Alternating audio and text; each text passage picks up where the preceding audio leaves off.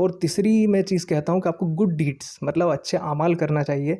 उसमें आप पेरेंट्स का आशीर्वाद होना चाहिए, गुरुओं का मार्गदर्शन होना चाहिए और ऊपर वाले का कर्म के लिए आपको गुड डीड्स अच्छा पॉजिटिव नेचर रखना चाहिए।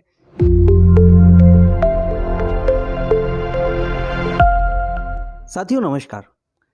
सफलता केवल सपने देखने से प्राप्त नहीं होती, उसके लिए लगना पड़ता है, मेहनत करना पड़ती है और पूरी लगन से उस दिशा में आगे बढ़ना पड़ता है। आज हमारे साथ ऐसे ही जावरा की एक प्रतिभा युवा मोहम्मद फैज़ान आलम खान साहब हमारे साथ हैं। इन्होंने मध्य प्रदेश लोक सेवा आयोग की जो RES डिपार्टमेंट है उसकी जो प्रतियोगी परीक्षा है इंजीनियरिंग श्रेणी की, उसमें प्रथम स्थान प्राप्त किया है। तो हम उनसे जानते हैं कि इस यात्रा को उन्होंने कैसे पूरा किया, कैसे इस सफलता तक पहुँचे। उनसे हम प्रेरणा लेते हैं और ऊर्जात्मक संवाद करते हैं। सबसे पहले फैज़ान जी, आपको बहुत बहुत बधाई है कि आपने प्रथम स्थान प्राप्त किया है और इस मुकाम को प्राप्त किया है। Thank you sir, thank you ji. तो हम जानना चाहेंगे कि आपका बेसिक एजुकेशन कहाँ हुआ, आपने जो अपनी एजुकेशन की यात्रा है वो कहाँ से चालू की, और आपके परिवार के बारे में जानना चाहेंगे। आपके पिता जो वो भी हमारे साथ हैं, आपको भी हम बधाई देते हैं खान साहब। आप भी MPB जावरा में AE हैं, इलेक्ट्रिकल इंजीनियर हैं और लंबे समय से जावरा की विद्युत सेवाएं यथावत रखने में अपना योगदान दे रहे हैं। तो फैज़ान जी, हम जानना चाहेंगे आपकी प्रारंभिक यात्रा कहाँ से प्रारंभ हुई, जी। बेसिक एजुकेशन जावरा में आपका जीवन कहाँ से प्रारंभ हुआ, उसके बारे में हमको बताइए। बिल्कुल। मैंने अपनी basic education Saint Peter school convent school से शुरू करी।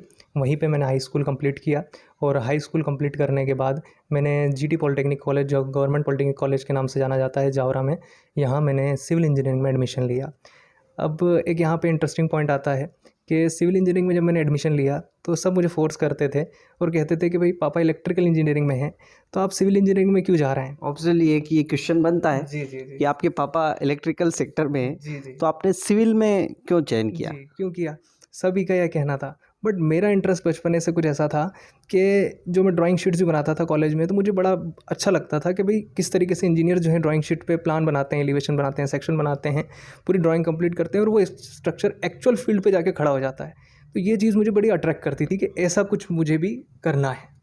तो ये चीज़ मुझे अट्रैक्ट कर गई कि मेरे को सिविल इंजीनियरिंग में जाना है। यानी बचपन से ही आपका सिविल में इंटरेस्ट होना? जी जी, बिल्कुल इंटरेस्ट था और पापा का कभी कोई फोर्स नहीं रहा। लोगों ने कहा, बट पापा ने ना मुझे इंजीनियरिंग के लिए कभी फोर्स किया, ना कभी मुझे कोई ब्रांच के पर्टिकुलर के लिए फोर्स किया। ये मेरी ही चॉइस थी। पापा ने बिल्कुल बोला कि जहाँ आपका इंटरेस्ट है वहाँ आप जाइए, और मैंने बोला मैं सिविल इंजीनियरिंग में डिप्लोमा करूँगा। तो इस तरीके से मेरे सिविल इंजीनियरिंग में मैंने डिप्लोमा किया। डिप्लोमा स्टार्ट हुआ, बहुत अच्छा हुआ। मार्गदर्शन वहाँ पे गुरुओं का बहुत अच्छा मेरे साथ रहा, सहयोग रहा, और इसी का रिज़ल्ट ये हुआ कि ऊपर वाले का कर्म रहा, मेरे पेरेंट्स का आशीर्वाद रहा, और कह सकते हैं टीचर्स का भी बहुत मार्गदर्शन रहा, जिसकी वजह से मैंने पॉलिटेक्निक कॉलेज में, फुल पॉलिटेक्निक कॉलेज में टॉप किया। यानी आपने डिप्लोमा के दौरान ही अपने हौसले, अपनी जो उम्मीदें हैं वो बता दी थी कि मैं कहाँ जाना चाहता हूँ। जी जी, मैंने कोशिश करी थी, बट वो इंटरेस्ट होता है कि एक इंटरेस्ट आपको ऐसी चीज़ करा देता है जो आप सोच भी नहीं सकते, और वही मेरा इंटरेस्ट था, और जिसकी वजह से मैंने पॉलिटेक्निक को टॉप किया।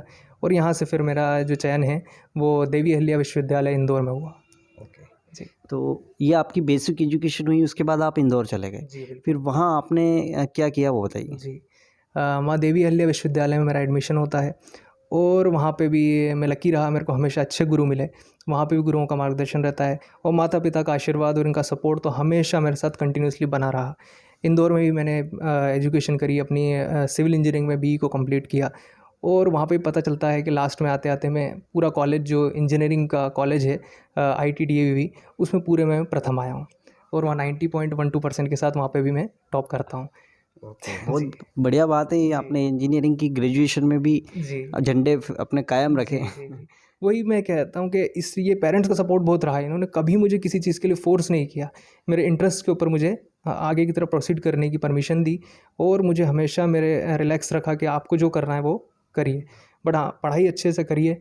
तो वो मैंने करने की कोशिश करी, और वहाँ से उसके बाद तो आप देख ही सकते हैं कि गवर्नमेंट सर्वेंट की तैयारी मैंने शुरू करी। तो ये कैसे हुआ, क्योंकि आपने ग्रेजुएशन किया जी तो आप एक आर्किटेक्ट या एक प्राइवेट अपना जी प्रोफेशनल स्टार्ट कर सकते थे। जी तो आपने ये गवर्नमेंट जॉब की क्या सपना देखा, उसका क्या आपका सपना था, वो भी जी। बताइए हमको। इसके पीछे की कहानी भी बहुत इंटरेस्टिंग है। इसमें रहा कि एक्चुअली पापा इलेक्ट्रिकल इंजीनियर हैं एमपीबी में। तो मैं बचपन से एक चीज़ देखते आता था कि पब्लिक सर्विंग जॉब है बहुत ज़्यादा, मतलब रात के 2 बज रहे हैं, 3 बज रहे हैं, 4 बज रहे हैं और कहीं की लाइन फॉल्ट हो जाती है। तो पापा उठे, पापा पूरा लाइन स्टाफ आया, पापा गए वहाँ पे सर्व कर रहे हैं, पापा पब्लिक को लाइट को चालू करा के और सुबह 5-6 बजे आ रहे हैं एंड देन अगेन ड्यूटी जो है 10-11 बजे वापस से ड्यूटी जा रहे हैं। तो मैंने सोचा कि इंजीनियरिंग भी ऐसी फील्ड हो सकती है क्या कि जिसमें पब्लिक को सर्व किया जा सके इतना ज़्यादा।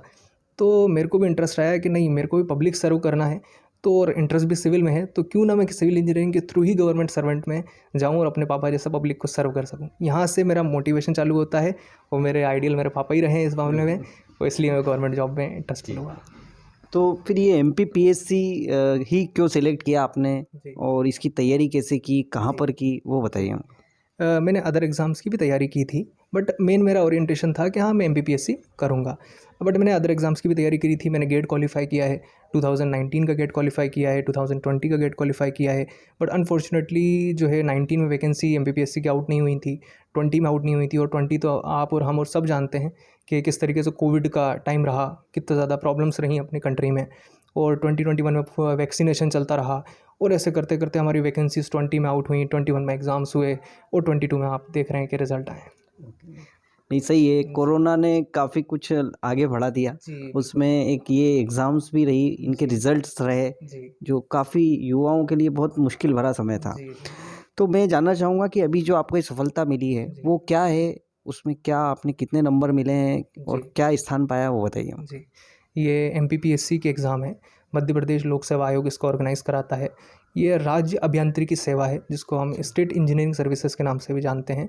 इसमें RES डिपार्टमेंट में, that is rural engineering services, इसमें मैंने प्रथम रैंक हासिल करी है। तो ये आपने कितने मार्क्स प्राप्त किए जी। और ये पूरे स्टेट की जो आपने टॉप किया है, प्रथम रहे हैं आप, जी।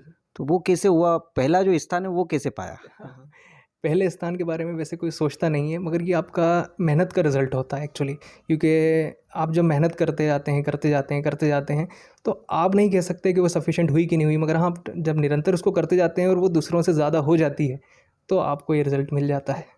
नहीं, कह निश्चित सकते ही हैं। साथियों, मैं बताना चाहूँगा कि आप मुस्लिम परिवार में, बहुत जावरा के प्रतिष्ठित परिवार से हैं और आपके दादा स्वर्गीय फ़खरे आलम साहब शहर काजी रहे हैं, तो एक बहुत ही आध्यात्मिक यात्रा भी आपके परिवार की रही है। जी, तो ऐसे में आप क्या सोचते हैं कि वहाँ से यहाँ तक का सफ़र, एक आध्यात्मिक गुरु से एक इंजीनियर तक का सफ़र, जी। उसके बारे में आप क्या सोचते हैं? आध्यात्मिक सफ़र दादाजी का जो रहा, दादाजी ने भी हमेशा यही कहा कि सब धर्म यही सिखाता है कि हमें इल्म हासिल करना चाहिए, हमें एजुकेशन को हासिल करना चाहिए। तो उन्होंने हमेशा सबको यही गाइडेंस दिया कि आप एजुकेशन हासिल करो, और एजुकेशन जब पढ़ते रहे, करते रहे, तो सब जब बुरे काम से बचते हैं, ऑब्वियस सी बात है, जब एजुकेशन में लगता है तो दिमाग एक अच्छी तरफ डेवलप होने लगता है, और उसी का रिज़ल्ट मेरे को लगता है कि जो पापा और ये लोग गवर्नमेंट जॉब में आ गए एंड देन हमने भी यही सेम चीज़ फ़ॉलो करी, तो हम भी इधर आ गए। नहीं, बहुत सही कहा आपने। जी, और अब मैं कुछ युवाओं के लिए या जो अदर्स जो कॉम्पिटिटिव एग्ज़ाम की तैयारी कर रहे हैं, जी, उनके लिए आपसे मैसेज चाहूँगा कि उनके लिए आपका क्या संदेश है? जी। मैं इसमें बहुत ज़्यादा ना बोलते हुए युवाओं को 3 मूल मंत्र बताना चाहूँगा। इस 3 मूल मंत्र को अगर वो फ़ॉलो करते हैं और इसको समझते हैं, तो बिल्कुल ही वो गवर्नमेंट सर्वेंट या जिस चीज़ में भी वो सिलेक्शन चाहते हैं, भले वो सेंट्रल गवर्नमेंट हो या स्टेट गवर्नमेंट हो, वो उसमें अपना सिलेक्शन ले सकते हैं। वो मैं आपके साथ शेयर करता हूँ। वो 3 मूल मंत्र मैंने बनाए हैं अपने पीरियड से, मेरा जो गुज़रा है उस एक्सपीरियंस से, कि पहला तो आपको मेहनत करना चाहिए, और मेहनत भी आपको सही दिशा में करना चाहिए, ताकि आपका मेहनत वेस्ट ना हो। उसके लिए आप गुरुओं से मार्गदर्शन लेते रहें, जो उस फील्ड में सीनियर्स हैं उनसे डिस्कस करते रहें। फिर सेकंड है, आपको उसमें निरंतर आगे बढ़ते रहना चाहिए। आपको उसको छोड़ना नहीं चाहिए कि मैंने ज़रा सी मेहनत कर ली, अगर मुझे कामयाबी नहीं मिली तो मैं उसको छोड़ देता हूँ। नहीं, आप उसको निरंतर करते जाइए अगर आपको अपने टारगेट तक पहुँचना है। और तीसरी मैं चीज़ कहता हूँ कि आपको गुड डीड्स, मतलब अच्छे अमाल करना चाहिए। उसमें आप पेरेंट्स का आशीर्वाद होना चाहिए, गुरुओं का मार्गदर्शन होना चाहिए, और ऊपर वाले का कर्म के लिए आपको गुड डीड्स, अच्छा पॉजिटिव नेचर रखना चाहिए। किसी भी चीज़ से आपको नेगेटिव नहीं सोचना चाहिए, ना ही नेगेटिव फीलिंग रखनी चाहिए, आपको हमेशा पॉजिटिव रहना चाहिए। जी, ये 3 मूल मंत्र मैं युवाओं को देना चाहूँगा कि वो इसको फॉलो करें और अपने प्रदेश का नाम, अपने देश का नाम रोशन करें। बहुत अच्छी बात है, आपने ये सफलता पाई। निश्चित ही आपके परिवार का नाम तो रोशन हुआ ही है, जावरा का नाम भी रोशन हुआ है और आगे इस डिपार्टमेंट के माध्यम से आपकी जो पोस्ट आपको मिली है उसके माध्यम से आप देश की सेवा करते रहेंगे, ऐसी हम उम्मीद करते हैं। और हमारे साथ आपके फादर भी हैं, उनसे भी हम जानना चाहेंगे कि वो आज कैसा अनुभव कर रहे हैं कि उनका बेटा उनकी जो एक कॉम्पिटिटिव शाखा है सिविल और आप इलेक्ट्रिकल इंजीनियर हैं, वो सिविल में हैं और वो एक बहुत अच्छे मुकाम पे आए हैं। तो इसके बारे में आपका क्या फीलिंग्स आ रही है, आपके मन में क्या चल रहा है वो भी बताइए हमको। देखिए, आज बड़ी खुशी का जो है महसूस होती है, दिली खुशी महसूस होती है और हर एक बाप के लिए ये बड़े गर्व की बात होती है कि जो बच्चे अगर पढ़ लिख के और आगे बढ़ते हैं और उनकी भावना ये होती है कि देश और प्रदेश और सबकी और ख़ास तौर से जो एक पब्लिक की अच्छी सेवा करें, वो जो बच्चे ने बताया और वो मेरे से मोटिवेट हुआ कि क्योंकि मेरा जॉब एमपीबी में आपको मालूम ही है अच्छी तरह, तो मेरी भी यही कोशिश रहती है कि मैं तो इस चीज़ को मानता हूँ कि ऊपर वाले ने अगर मुझे इस सीट पे बिठाया है, इस काबिल किया है कि मैं किसी की सेवा कर पा रहा हूँ, तो ये ऊपर वाले का करम है और ये मेरी खुशकिस्मती है और हमारे बच्चों ने भी हमें यही देखा है। तो बस यही खुशी की बात है कि भाई ये चीज़ इनमें है, पॉजिटिव थिंकिंग है और एक सेवा की भावना है, तो उसको लेके मेरे को बड़ी दिली खुशी होती है और बहुत अच्छा महसूस हुआ है कि बच्चे ने मेहनत करी। और मेरे फादर आप शेर काजी मोहम्मद फ़खर आलम साहब जो थे, उनके द्वारा भी हमें यही सिखाया गया है और उनके ही बताए हुए रास्ते पे जो चले, तो ऊपर वाले करम में हम भी सफल हैं और ये भी सफल है। और मैं भी सब बच्चों को यही कहना चाहूँगा कि भाई आप एजुकेशन हासिल करें, अच्छे से हासिल करें, पॉजिटिव थिंकिंग रखें, कोई सिचुएशन अगर अकवर्ड आती भी है तो बी पॉजिटिव, अच्छा सोचें, ज़रूर सफलता मिलेगी। बस। बहुत अच्छी बात है, आप दोनों पिता पुत्रों का हमें आज बहुत अच्छा संवाद मिला है।